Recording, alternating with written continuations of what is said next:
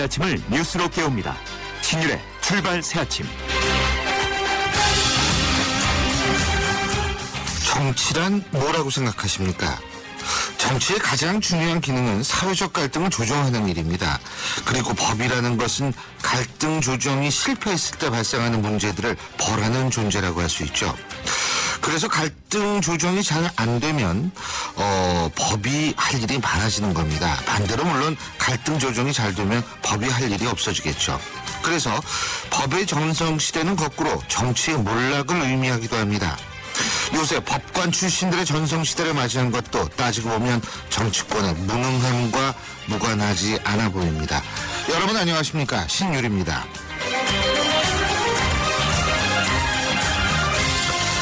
어제 청와대는 안대희 전 대법관을 총리로 지명했습니다. 안대희 총리 지명자의 첫성, 이 부정부패 척결과 공직사회 개혁이었습니다. 얼핏 들으면은 검찰총장 취임사와 같은 이 말은 우리 사회에 필요한 첫 번째 일이란 바로 법의 엄격한 집행을 통해서 정상사회를 만드는 것을 의미하는 것이라고 할 수 있을 것 같은데요. 연속적으로 법관이 등용된다는 사실, 여기에 대해서 정치권은 반성해야 할 겁니다. 만일 정치권이 제 기능을 수행했더라면 철학자나 예술인 같은 사람들도 총리를 할 수 있는 날이 올 텐데 말이죠. 신율의 출발 새 아침, 지금부터 시작합니다.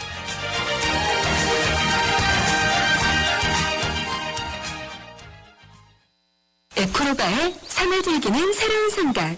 따스한 햇살 속으로 배낭 하나 메고 미니멀 캠핑을 떠나보세요. 장비는 줄이고 자연을 배려하는 에코로바 미니멀 캠핑으로 당신의 산이 더 즐거워집니다. 에코로바와 함께 당신만의 산을 즐기세요. Keep your way, 에코로바.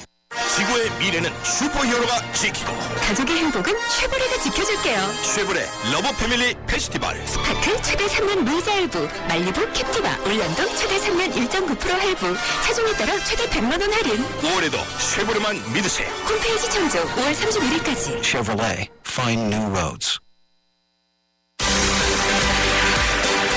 뉴스를 읽어드립니다. 뉴스를 보여드립니다. 뉴스를 들려드립니다. 최영일의 뉴스 매거진.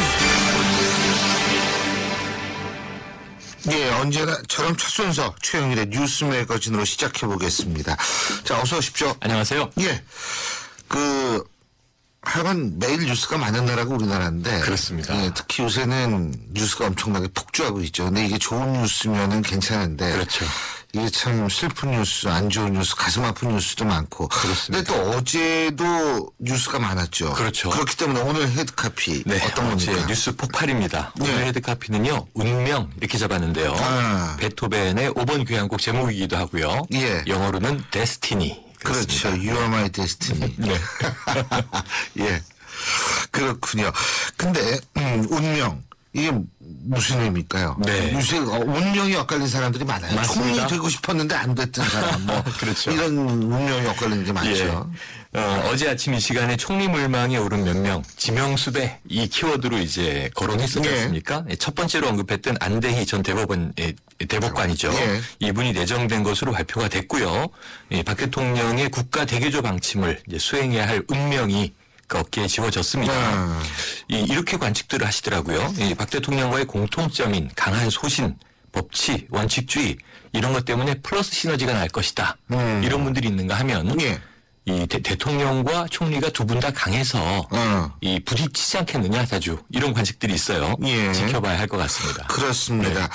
근데 이게 또 이 들어오는 사람이 있으면 나가는 사람, 그것도 진짜 운명이다. 그죠? 네, 맞습니다. 이 나가는 사람도 있지 않습니까? 네. 그래서 이제 운명이 엇갈린다 이렇게 얘기를 하죠. 네. 청와대 내에 이제 인사도 있었는데요. 어제 충격적이었던 것은 이제 경질입니다. 알려졌다시피 국가안보실 김장수 실장, 예. 그리고 이제 이례적으로는 남재준 국정원장 이 두 분 경질됐습니다. 예. 그런데 그 사이에서 이제 김기춘 비서실장은 유임 가능성이 높아서 살아남은 자가 있고 짐을 싸서 떠나야 되는 자가 있고 운명이 갈리게 됐죠. 그렇군요. 근데 사실 새로 들어오는 사람은 뭐 여러 가지 자기 포부도 있겠고. 그렇죠. 그렇죠. 떠나는 사람은 또 소위가 있게 마련인데. 근데 여야 대통령 입장들도 있을 거 아니겠습니까? 그렇죠. 대통령께서는 뭐 일단은 총리 내정을 하신 상황이니까 예. 어제 그 수석 비서관 회의 주재를 했는데요. 예. NSC는 이제 이 안보의 컨트롤 타워다. 예. 재난 안전에 대해서는 신설 국가안전처가 맡는다. 그런데 재난 발생 시 국가안전처가 장관급 예정이거든요. 특임 장관을 맡아서 예. 다른 부처를 이제 통합하는 능력을 수행해야 한다. 이런 이야기를 이제 내놨고요. 예. 여야 입장 완전히 엇갈립니다. 여권에서는 황골 탈퇴 의지를 보여준 인사다. 이렇게 이제 표명했고요. 예. 또 이완구 원내대표 어제 지방선거 시작으로 예. 이 충청권 뛰고 있었는데요. 국민의 마음을 읽고 국민이 바라는 것을 인선에 반영한 것이다. 이렇게 언급을 한 데 반해서 야권은 국민 기대에 못 미치는 개각이다. 이렇게 이야기를 했는데 안철수 공동대표가 내각 교체도 중요하지만 대통령 자신이 변해야 한다. 그 표시가 김기춘 실장 교체 여부인데 유임시켰으니 대통령의 인식 변화가 미흡한 것이다. 이런 해석을 내놨어요. 예. 이게 한 이틀 전에 발표된 문재인 의원의 특별 성명 내용과 맥을 같이 합니다. 근데 김기춘 실장이 참 중요한 사람인가 봐요. 그런가 제가 봐요. 왜 이렇게 중요한지 잘 모르겠는데 글쎄 말입니다. 참 비서실장이 이렇게 중요한가. 이런 해석도 있었어요. 예. 구원파 이 플래카드에 하도 김기춘 실장이 등장하니까 그건 교체하려고 하다가 그럼요. 유임시켰다. 이런 예, 이제 예. 우스갯소리도 있습니다. 근데요, 사실 우리가 이 부분에 대해서는 여야 입장 차례로 1, 2부에서 들어볼 예정이니까 한번 좀 더 왜 이렇게 중요한지 제가 한번 물어보려고 해요. 네. 예. 꼭 물어봐 주세요. 알겠습니다. 그리고 뭐 북한은 원래 좀 그런 네. 집단인데 이게 참 어제도 우리한테 폭격했다며요. 네, 원래 그렇다고 하기엔 아무 이유가 없습니다. 아니, 근데 원래 네. 그런 집단이에요. 근데 이제 예. 밤 8시가 넘은 시간에 예. 이제 포사격을 했는데 두 발이 NLL 이남으로 내려온 건데요. 예. 어젯밤에 이게 섬뜩했던 건 뭐냐면 우리 함정으로부터 150m 글쎄요. 떨어진 지점에 얼마나 떨어졌다고 하고요. 떨어졌다고요? 예. 혹시 조준 사격 아니냐 이런 의심도 있는데 네. 어쨌든 우리 군은 5발 대응 사격했고요. 전통문 바로 날려서 모두 북의 책임이다 이렇게 이제 명시했습니다. 그렇죠. 왜 이러는지 모르겠는데 어선도 긴급 대피하고 연평도 주민들 또 깜짝 놀랐겠습니다. 이 북한이 정상국가라면 아파트 무너지지 않았습니까? 그랬죠. 예? 지금 이런 거 포 쏘고 이럴 때가 아니죠. 이 정상이라면. 그런데 우리 입장에서 이제 안보 라인이 막 교체 발표가 낮아 이런 일이 터지니까 또 사실 어제 더 놀란 측면이 있습니다. 전 북한도 왜 이러는지 모르겠어요. 네. 오늘은 진짜 모르겠다라는 게 저의 헤드카피인 것 같아요. 맞습니다. 자, 이 모르는 게 아니라 아는 게 또 하나 있습니다. 태국 구테타로 이제 바뀌었죠. 네. 태국은 제 기억으로는 18번인가 구테타를 했기 때문에 어제 쿠데타가 19번째. 19번째인가요? 네, 그렇더라고요. 이 구테타의 일상화가 된 나라다. 맞습니다. 그래서 일부 심지어 구테타는 정권 교체의 하나의 수단일 뿐이다. 태국 같은 경우에는 그렇죠. 이런 얘기가 나올 정도인데 정권 교체의 수단이 아니고요. 이게 질서 유지의 수단이냐. 그러니까 친정부 반정부 모아놓고 중재해 그러고 중재가 안 되니까 반정부를 다 이제 구속시켜버리고 글쎄, 쿠데타가 된 그게 거예요. 이제 뭐 자기네가 정권 잡는 거죠. 이제 네. 쿠데타가 되면 참 희한한 나라입니다. 맞습니다. 예. 그리고 사실 우리가 주말 동안 또 주목해야 될 뉴스 같은 것들이 있지 않을까요? 근데 이제 지방선거 어제 본격적으로 선거운동이 시작됐는데 예. 세월호 참사로 그 어느 때보다 차분한 선거입니다. 대신에 이제 우려되는 건 뭐냐면요. 예. 하도 이제 빅뉴스들이 많다 보니까 이 기초선거 유권자들이 후보들에 대해서 너무 모르고 찍는 게 아닌가. 이거 로또 선거라 그러죠. 예. 그러니까 정말 찬찬히 남은 시간 동안 검증을 유권자로서 해주시길 바라고요. 맞습니다. 또 하나 오늘이 그 운명이란 말씀 드렸는데 고 노무현 대통령 돌아가신 지 5주기입니다. 아, 벌써 그렇게 됐군요. 그 자서전 예. 제목이 운명이다였죠. 그런데 이제 그 참여정부 시절에 복지부 장관이 됐던 이제 유시민 전 대표 지금은 정계 은퇴했는데 또 요즘에 막말 논란에 휩싸이고 있습니다. 그렇습니다. 참 그것도 좀 너무 지나친 것 같아요. 섬찟하더라고요, 저는. 그래서 이런 분이 정계 은퇴하고 또 이제 워낙 논리 저게 은퇴하셨죠. 맞습니다. 은퇴했는데 왜 특정 정당의 광고에 나가죠? 뭐 나갈 수는 있겠지만. 그래서 오히려 제야에서 성찰력을 좀 이렇게 돋뒀는데 그 좋은 지력을 쓰셨으면 얼마나 좋았겠습니까? 저희가 그 유시민 전 장관한테 어제 인터뷰 요청을 드렸었어요. 그러셨구나. 근데 본인이 거부하셔가지고 못 모셨는데 알겠습니다. 지금 나오는 노래가 이게 마이 데스티니죠? 예, 마이 데스티니 린의 노래인데요. 이 별에서 온 그대라는 그대. 끝인 드라마의 맞습니다. 주제곡이기도 했습니다. 예. 자, 운명. 주말에 한번 생각할 수 있는 좋은 주제인 것 같습니다. 오늘 말씀 여기까지 듣죠. 고맙습니다. 고맙습니다. You are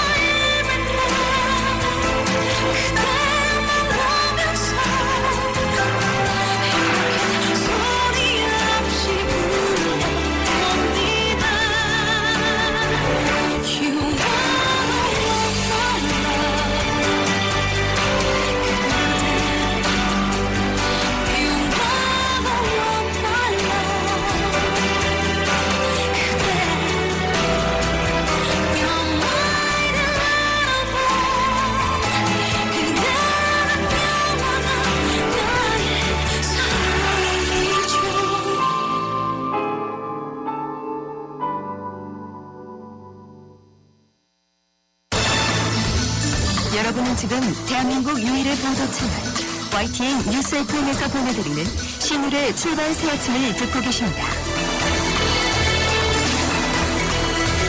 지금 방금 들으신 노래처럼 슬프도록 아름다운 세상이었으면 정말 좋겠습니다만, 자, 이제 본업으로 들어가야죠.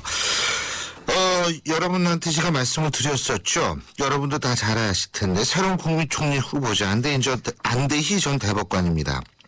그리고요, 남재준 국정원장, 김장수 국가안보실장, 이 사표를 수리해서 외교안보 라인도 이 교체가 될 것이 거의 분명한데요. 그런데 김기춘 비서실장 유임이 됐습니다. 이거 놓고서 또 얘기들이 많습니다. 자, 그래서 오늘 첫 번째 작심 인터뷰, 과연 야당 어떻게 평가할지 새정치민주연합 우원식 최고위원 연결해서 입장 들어보겠습니다. 우 최고위원님, 안녕하십니까? 네, 안녕하세요. 우원식입니다. 예. 자, 뭐 직접 얘기하죠. 이거 안대희 전 대법관 신임 총리 내정 어떻게 평가하십니까? 일각에서는 그 안대희 신 총리 내정자가 이제 과거에 국민검사라는 칭호도 붙여 있고 예. 총령 강직한 이미지를 갖고 있어서 긍정적으로 보고 있는 면도 있습니다. 그런데 그 역시 안대희 신 총리가 그동안 대통령 때 늘 하시던 영남 법조인 대선 캠프 출신 이런 규정에 그대로 있는 분 아닙니까? 예. 그래서 그걸 역시 대통령이 지금까지 해왔던 인사 스타일에서 크게 변한 게 아니다 이런 느낌이고요. 그 지금은 국민화합, 소통 이런 것들이 매우 필요한 시기인데 예. 이 법조인 출신 대통령 법조인을 굉장히 좋아하세요. 예. 이 법조인 출신은 아무래도 소통이나 조정 능력보다는 엄격한 공권력 집행 이런 거 아닙니까? 그래서 예. 그런 점에서 김기춘 비서실장까지를 포함해서 보면 총리까지 검찰 출신으로 채워지면 검찰 통치의 기조가 더 강화되는 거 아니냐 이런 걱정이 있고요. 또 안대희 신임 총리 내정자는 그 지난번에 대법관 출신을 이 총리로 기용함으로 해서 네.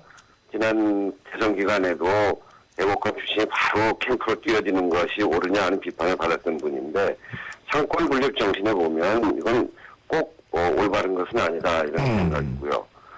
그리고 총리, 내정자를 기용함으로 해서 이미지 차용하는데 그치는 건 혹시 아닌가 이런 생각도 있습니다. 왜 그러냐면 지난 대선 기간 동안에 이 청렴하고 깨끗한 이미지를 빌려서 정치 쇄신 의지를 과시하려고 했던 건데 대선 기간 동안에 기초선거 정당 공천 폐지는 반드시 지켜질 것이라고 안대희 그 총리 내정자께서 당시 대선 캠프에서 이야기하셨거든요. 이런 것들이 전혀 그 이후에 지켜지지 않았어요. 이런 것들을 볼 때 긍정적으로 보여지는 측면이 있습니다만 또 한편으로 여러 가지 걱정이 많이 되는 그런 총리 임명이다 이렇게 생각합니다. 뭐 총리 하다가 또 지방선거 만약 그때까지 총리를 하게 되면 그때는 뭐 폐지하는지 볼 수 있겠죠. 뭐 지금이야 야인으로 있었으니까 그렇지 않을까 이런 생각이 드는데 제가 한 가지 여쭤볼 게 갑자기 생각이 나네요. 일각에서는요 안대희 총리 지명자하고 이회창 전 총재하고 비교를 많이 하더라고요. 우리 우 최고위원님은 어떻게 보세요? 그 비교에 대해서? 뭐 초기에 비슷한 이미지가 있었기 때문에 그런데 예. 결국은 그 검사 시절에 또는 뭐 감사원장 시절에 했던 것하고 총리를 하면서 완전히 다른 거거든요. 예. 그런 이미지만을 생각하면 비슷하다고 합니다만 이해창 총리께서도 대통령 후보가 되시고 그 이후에 정치적 행보를 보면 국민적으로 눈살 찌푸리게 한 부분도 많지 않습니까? 예. 그런 점에서 보면 어떤 면에서 보면 비슷할 수도 있고요.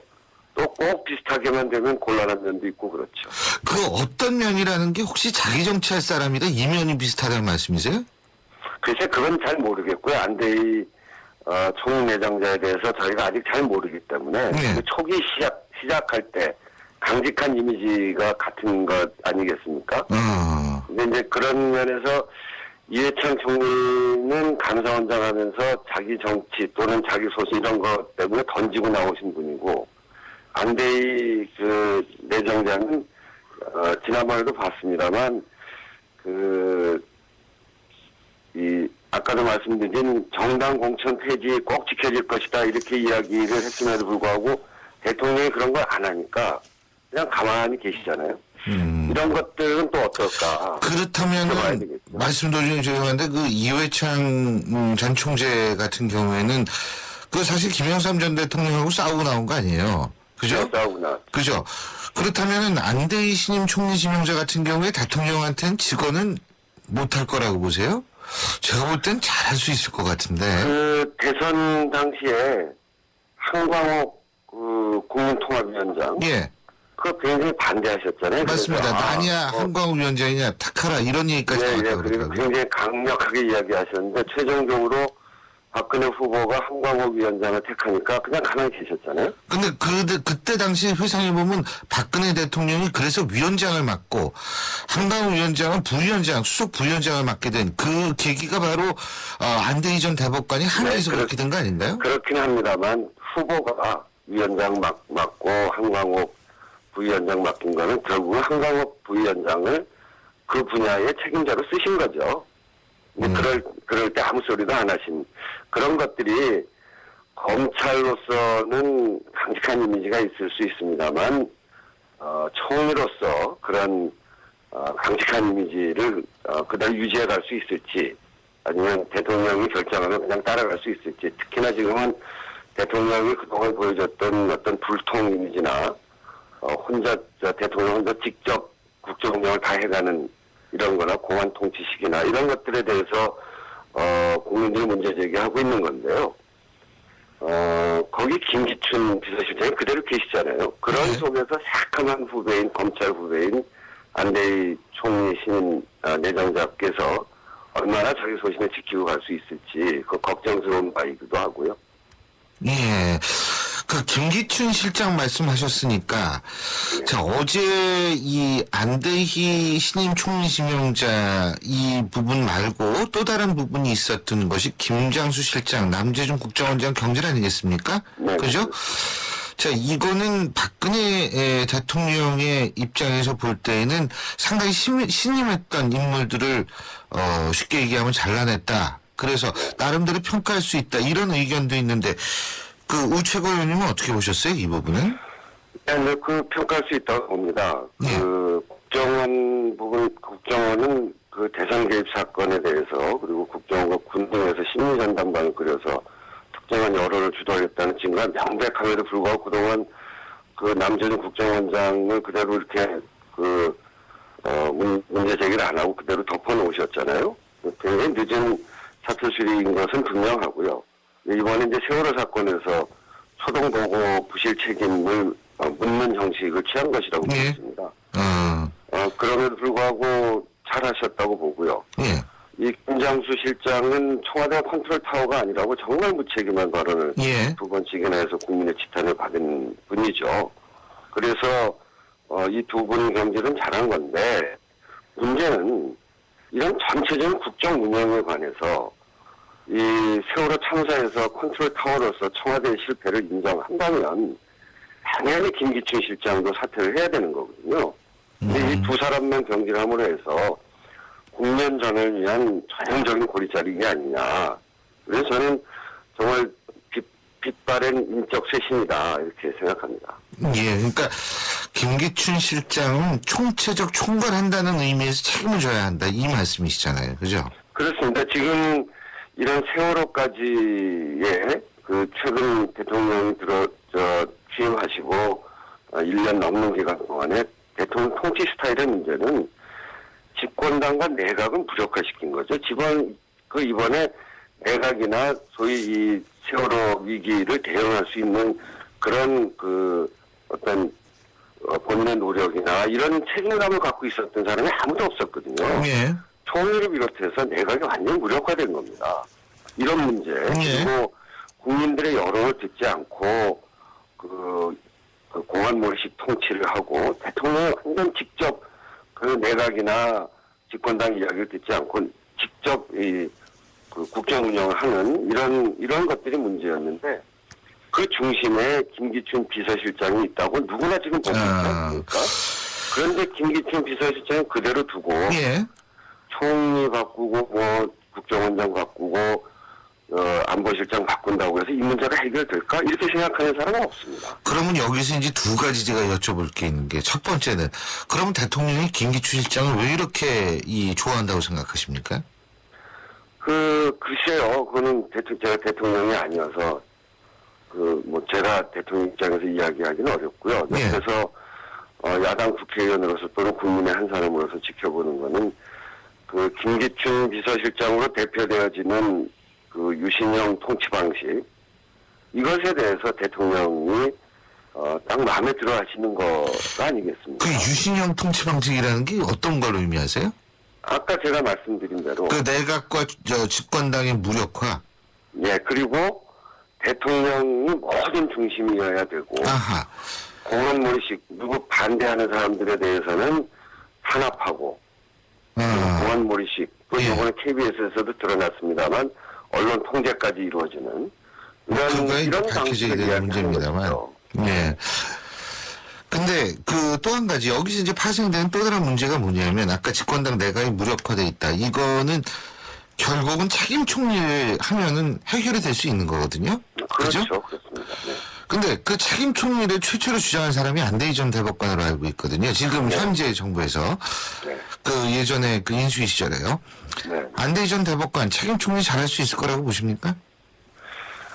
잘 하셨으면 좋겠고요. 지난번 정원 총리처럼 책임 총리를 할 생각도 없었던 것 같기도 합니다만 예. 할 생각이 없었던 건지 할 수 없었던 건지 그건 이제 앞으로 두고 봐야죠. 저희들이 보면 이 후자에 더 방점을 찍을 수밖에 없거든요. 예.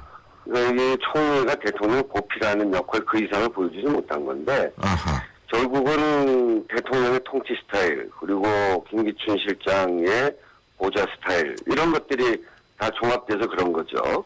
근데 여기에 안대희 그 총리 내정자께서 들어가셔서 과연 앞에서 제가 말씀드렸던 여러 가지 문제들 정치 쇄신한다고 했다가 기초선거 정당 공천 폐지 문제에서 그 이후에 전혀 태도를 보이지 못했고 한광옥 국민통합위원장 문제 역시 마찬가지고요. 그런 점에서 걱정스러운 부분이 있는 거죠. 네. 그 안대희 신임께서 본인 의지와는 다르게 전체 시스템을 그렇다고 한다면 그리고 시스템을 주관하는 사람들이 남아있는 상태에서 예. 새카만 후배로서 얼마나 그런 책임 총리 역할을 잘 하실 수 있을지 그 예. 걱정되는 부분입니다. 알겠습니다. 자, 그리고요. 시간이 거진다에 대해서 마지막으로 한 가지만 더 여쭤보는데 그 유시민 전 보건복지부 장관이요. 이런 얘기 해가지고 그게 또 정의당 이 홍보 광고에 나왔대요. 박근혜 후보가 대통령이 되면 사람들이 엄청 죽고 감옥 갈 것이라고 말씀드렸는데 지금 이런 얘기가 지금 보도가 되는데 이 부분은 어떻게 보세요? 그 유시민 씨가 이제 그렇게 생각한 거고요. 예. 그건 이제 유시민 씨가 어떻게 생각하느냐에 대해서 제가 이래라 저래라 이야기할 바는 아니고요. 예. 그렇지만 그런 일들이 많이 생겨나고 있는 거 아니겠습니까?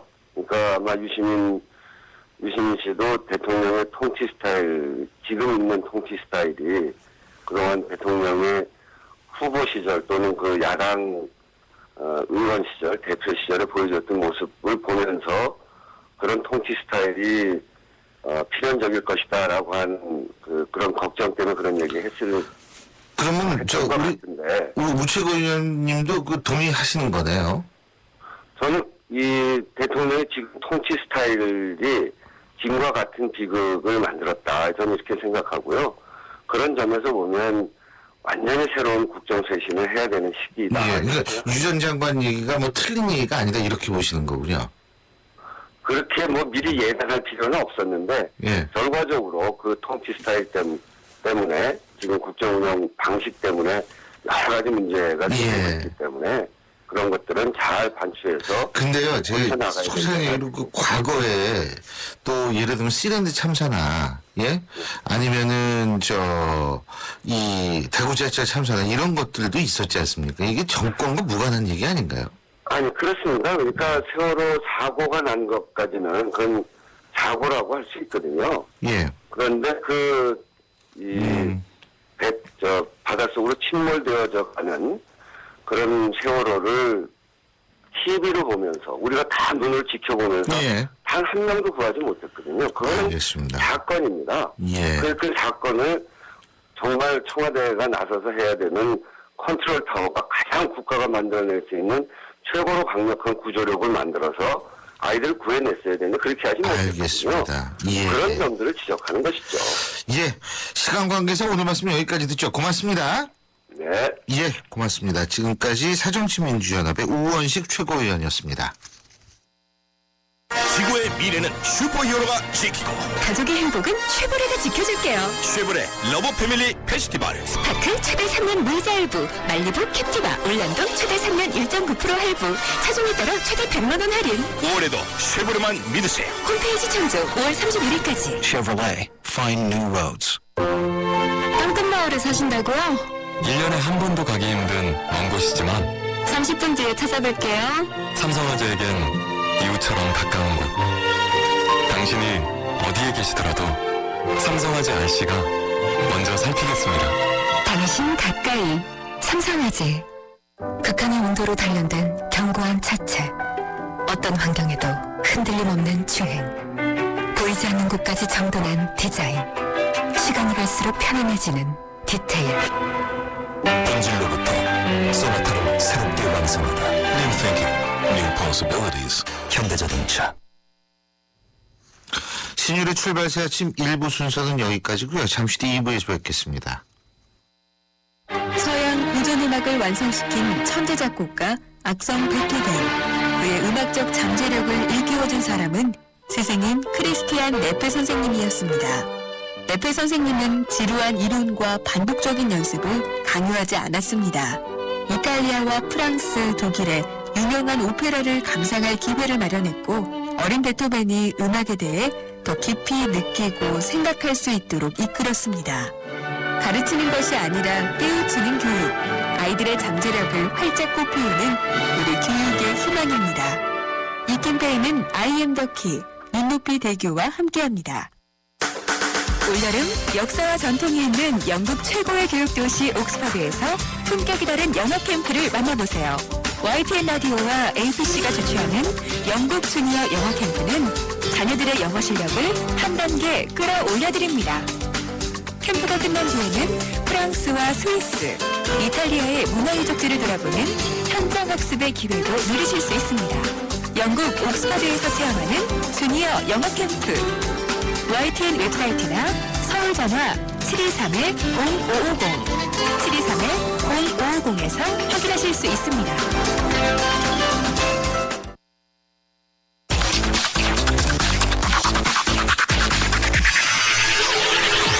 신율 출발 새 아침.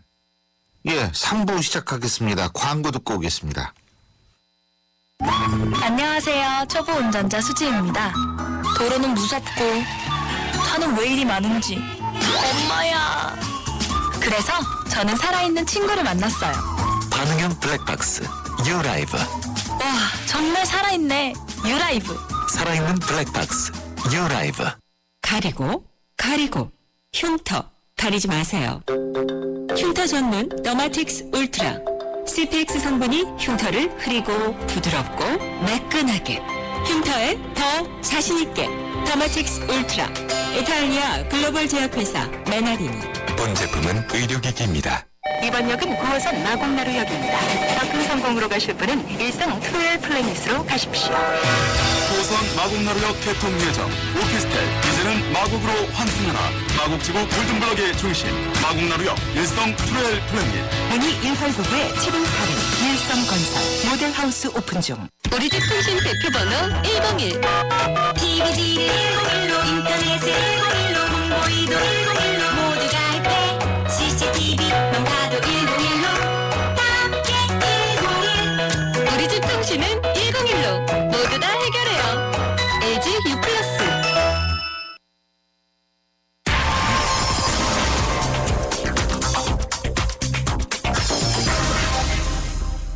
신율의 출발새 아침 2부 순서 국제뉴스 알아보면서 시작을 하죠. 오늘도 미국 UPI 통신 한국지부 김남원 편집장 연결합니다. 안녕하십니까?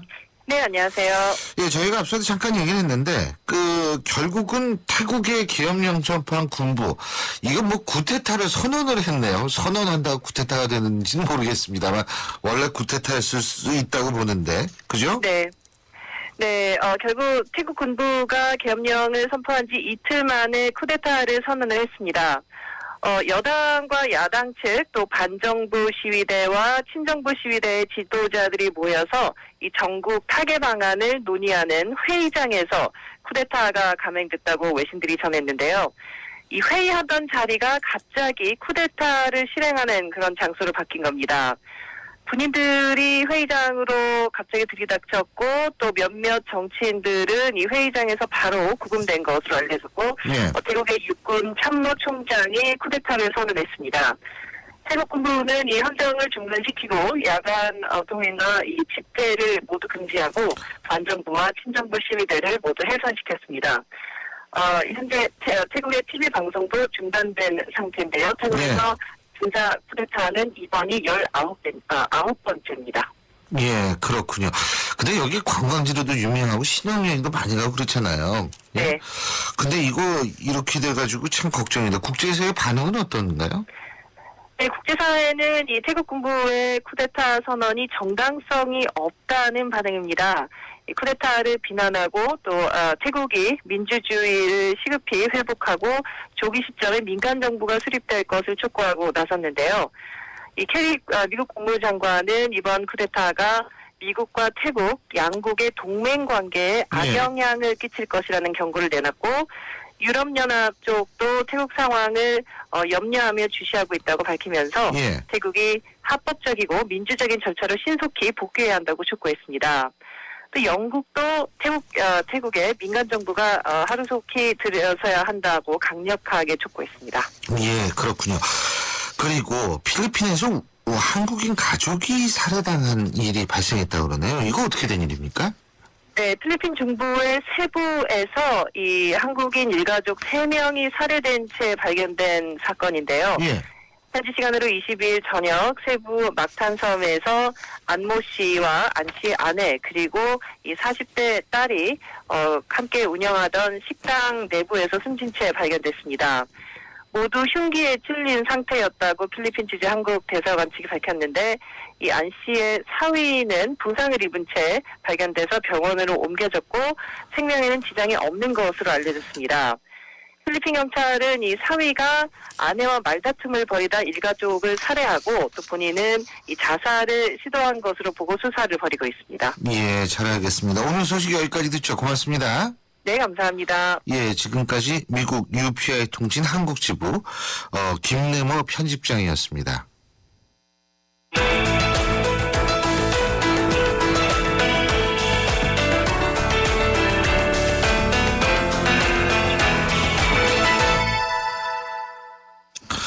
예, 두 번째 작심 인터뷰.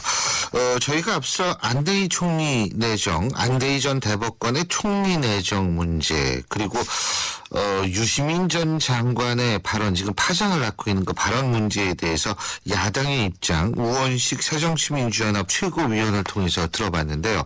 자, 이번엔 새누리당의 입장을 들어보겠습니다. 새누리당 조혜진 새누리당 의원 전화 연결됐습니다. 좀 전까지는 사실 안 됐거든요. 예, 전화 연결됐습니다. 조 의원님 안녕하세요. 예, 안녕하십니까. 조혜진입니다. 예, 안녕하십니까. 예, 반갑습니다. 간단히 안대희 전 대법관 총리 내정, 이거는 당연히 긍정적으로 평가를 하시겠죠, 그죠? 예, 국민들께서 그렇고 저희 당도 이번에는 책임 총리가 되셔야 된다는 생각인데 예. 그걸 감당하실 수 있는 분이라고 생각합니다. 그렇다면은 말이에요. 예. 안대희 전 대법관, 그러니까 안대희 총리 지명자와 제가 앞서도 우원식 최고위원에 똑같은 질문을 드렸습니다만 이회창 전 총재하고 닮은 점이 있다고 보십니까? 닮은 점도 있겠지만은 또 다른 부분도 있겠죠. 닮은 점, 다른 점 어떤 거죠? 개혁적인 지향성이라든지 나름대로 소신이 강하고 그런 부분도 있겠지만은 또 안대희 내정자는 정치적 감각이라고 그럴지 정치력, 리더십 이런 부분도 있을 것이기 때문에 그리고 책임 총리라는 자리가 권한도 세지만은 또 책임도 무겁기 때문에 일부에서 제가 걱정하는 것처럼 임명이 되었을 때 대통령하고 이견이 생겨가지고 무책임하게 자리를 박차고 나온다든지 이런 일이 생기지 않을까 그런 걱정하는 분들이 계시던데 그런 일은 없을 것이라고 생각합니다. 그러니까 그 이회창 전 총재 같은 경우에는 좀 그 정치력이 없었다고 보시는 거군요. 그렇게 볼 수는 없죠. 그분도 제가 모신 분인데 예. 다만 이분은 이 현재 그 안대희 내정자는 현재의 국가적 상황이 워낙 위중하기 때문에 대통령하고 사소한 이견이 있다고 해서 금방 자리를 박차고 나오고 그렇게는 하지 않을 것으로 본다는 말씀입니다.